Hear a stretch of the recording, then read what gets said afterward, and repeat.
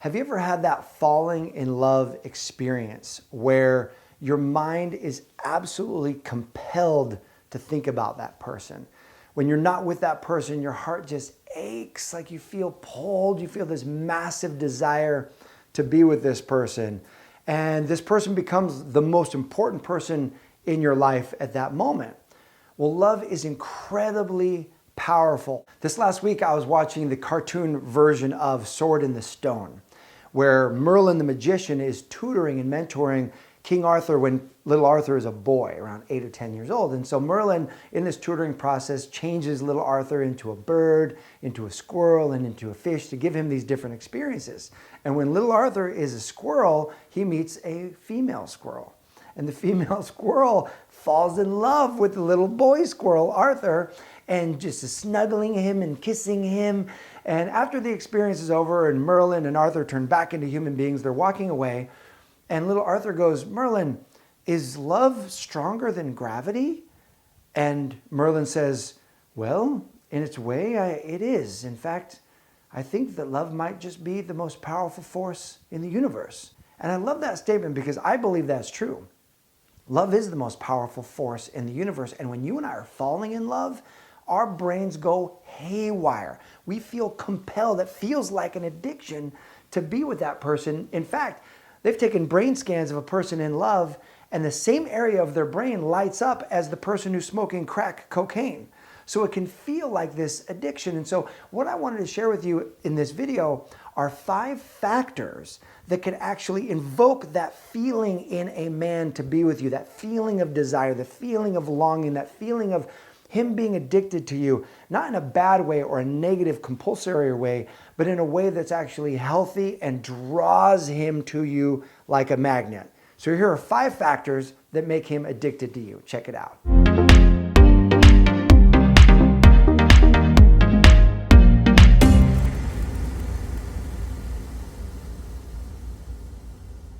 So when we feel this addiction for someone, when we're really falling in love with them, there's this great crave that we have for them.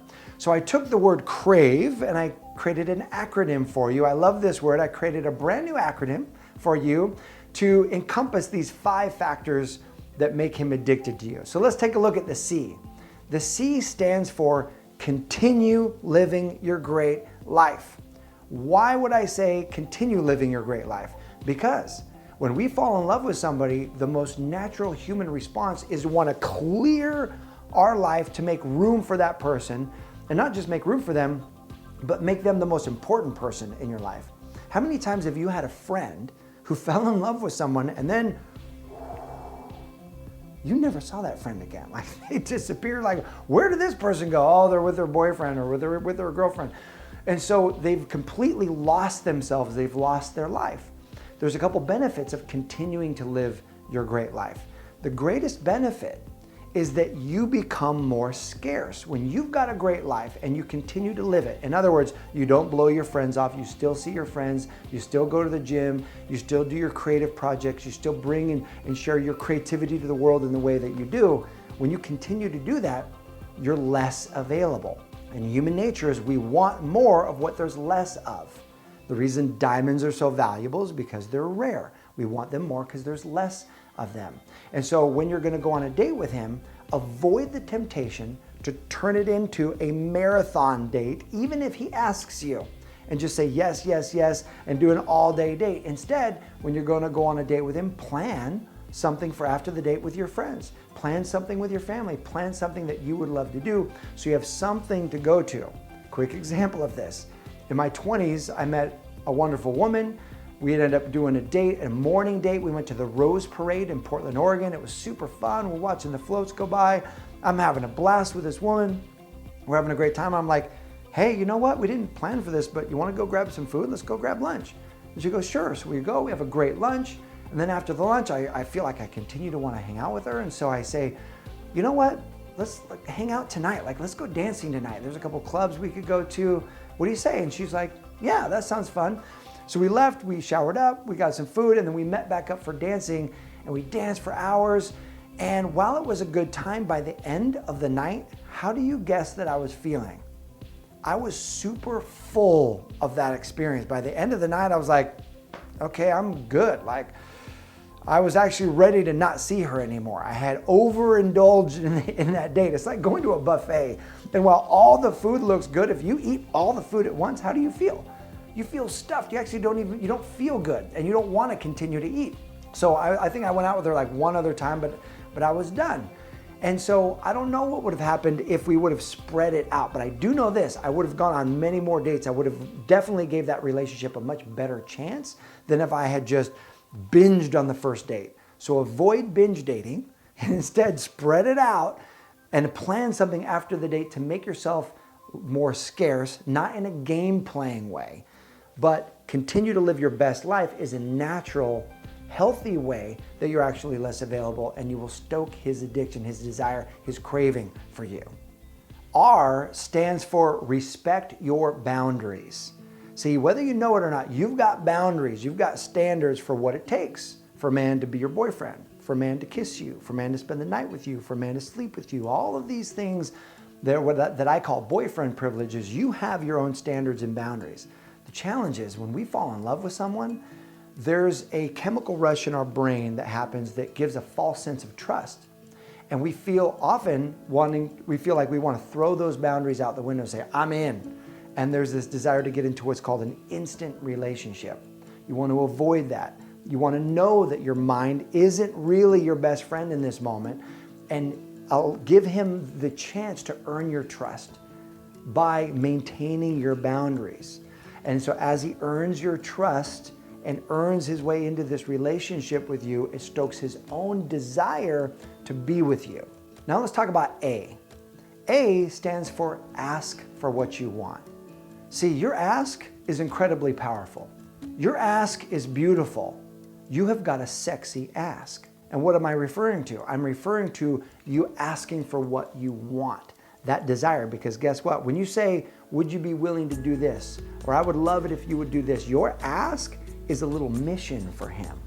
And when he accomplishes this mission, he gets a boost of dopamine. He gets this boost, this rush of feel-good chemicals for him. And it doesn't have to be big. It could be something, your ask could be, hey, you know, I would really love it if you'd rub my feet tonight. Would you be willing to do that? Or I'm really craving sushi. Do you think you could take me out? Or you know what, I really want to play some cards. Could we create a game night? Would you do that for me?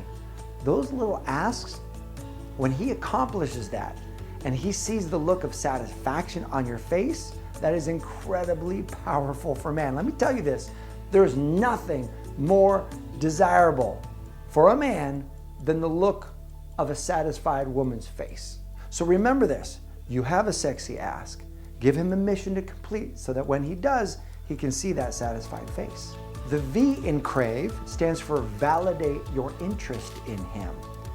You see, so often women are very scarce, very frugal with showing that they actually like a guy because they don't want to be seen as either too easy or a flirt or a tease or any of that stuff.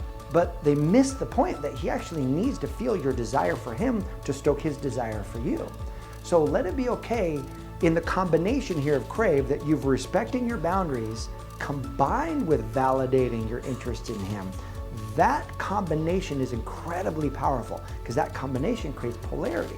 So while you have your boundaries and he understands what those are, and at the same time you're letting him know that you find him fascinating, that you find him interesting, that you find him sexy.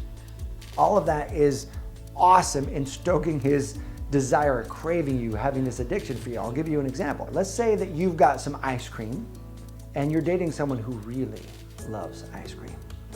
And so you're gonna validate your interest in sharing your ice cream with this person you're dating, and you're saying, you know what, you are so cool, you're so fascinating, I love how your mind works, I would love to share this ice cream with you. I would really love to share this ice cream with you. But this ice cream's not quite ready yet. This ice cream needs to go in the freezer first. This ice cream needs to solidify, if you know what I mean. And we need one more thing. We need a spoon that you and I can share this ice cream with.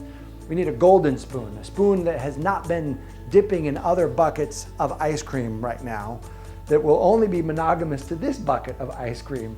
And if we share that spoon with this ice cream, it's gonna be the best ice cream you have ever had in your entire life. And when you do that, you better believe that when you do share that ice cream with him, It will be the best ice cream he has ever had, and the anticipation will be sky high.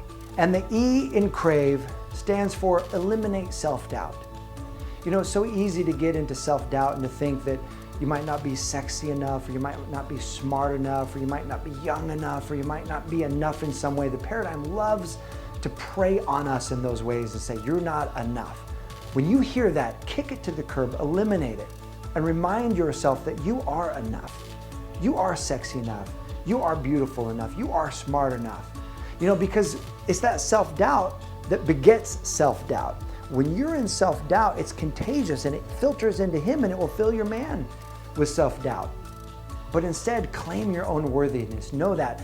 Now, there might be a part of you that's in self-doubt, but there's a part of you that believes you are worthy. It's the part of you that got you to watch this video right now, that knows that you're worthy enough to invest in yourself, to grow yourself, and to learn.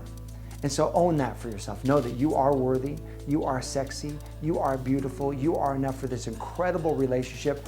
And here's what's great. When you come from that place in you, you ignite those impressions, that desire in him for you. And it's the sweetest experience for a man to love on a woman who owns her worth. Not in a conceited way, but in an authentic way. Because as she owns her worth, she can respect his worth. And it's a beautiful coming together. So there you have it. 5 factors that create addiction in him for you. What I would love to hear from you is, what have you done? What are the kind of strategies or the behaviors that you do that you know ignite addiction in your man for you, or ignite him to crave you? Go ahead and put that in the comment section below. I'm sure we're all going to learn a lot from reading those. I appreciate you. If you're not subscribed to this channel, take a moment, click the subscribe button, because this channel is all about increasing love in the world one heart at a time, and that means you as well. Thanks so much for watching. I'll see you soon.